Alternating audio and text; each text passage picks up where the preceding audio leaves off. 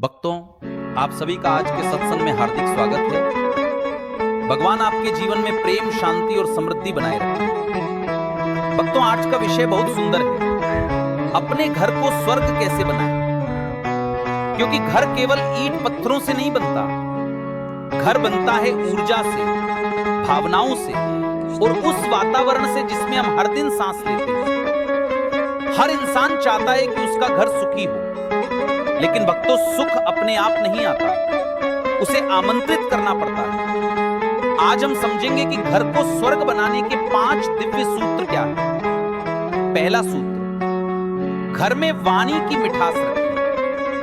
भक्तों, घर तब स्वर्ग बनता है जब उसमें बोले गए शब्द स्वर्गीय हो। शास्त्र कहते हैं, प्रियम वदेत सत्यम वदेत, यानी सत्य बोलो पर वाणी में प्रेम रखकर बोलो। धन दौलत से ज्यादा महत्व इस बात का है कि घर की 4 दीवारों में कैसी आवाजें गूंजती हैं। झगड़े, ताने, चिल्लाहट या हंसी, दुआएं और प्रेम। याद रखिए, वाणी घर का मौसम बदल देती है। बातें कठोर हो तो घर नरक लगता है, वाणी मधुर हो तो वही घर स्वर्ग बन जाता है। दूसरा सूत्र, घर में भगवान के नाम की सुगंध। भक्तों, किसी भी जगह की ऊर्जा को सबसे जल्दी बदलने वाली एक ही चीज है, भगवान का नाम। सुबह थोड़ी देर मंत्र जप, थोड़ी देर दीपक जलाकर प्रार्थना, थोड़ी देर शांति में बैठना, ये घर के वातावरण को पवित्र बना देता है। जहां रोज भगवान का नाम लिया जाता है, वहां कलह टिक नहीं सकता, वहां रोग ठहर नहीं सकता, वहां ना नेगेटिविटी रहती है, ना तंगदिली। भगवान का नाम घर को ऊर्जा का चुंबक बना देता है। भक्तों, तीसरा सूत्र, घर में स्वच्छता देवताओं का निवास। शास्त्र में कहा गया है, सुचिर भव, मतलब शुद्ध रहो, स्वच्छ रहो। जैसे नदी बहती रहती है, वैसे ही घर भी बहता रहे।